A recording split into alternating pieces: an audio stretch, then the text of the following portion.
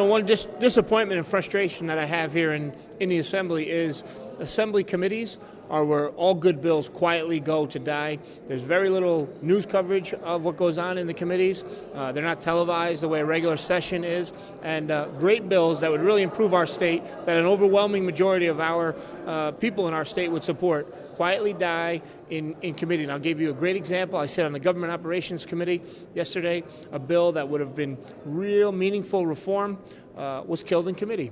That bill would have set 8-year term limits for leaders, that meaning the speaker and committee chairs, because you don't want one person to accumulate so much power. Each member of the Assembly only represents about 130,000 people. That's the only electorate who can select them. You shouldn't be able to accumulate 20 years worth of power, and that's a big part of the problem here. That bill would have done wonders for our state, term limiting leaders. Another part of the bill, just common sense.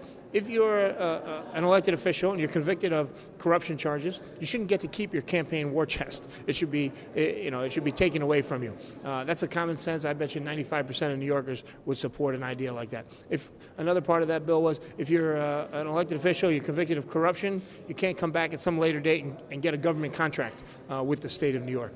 That was killed in committee yesterday. Very few people know about it.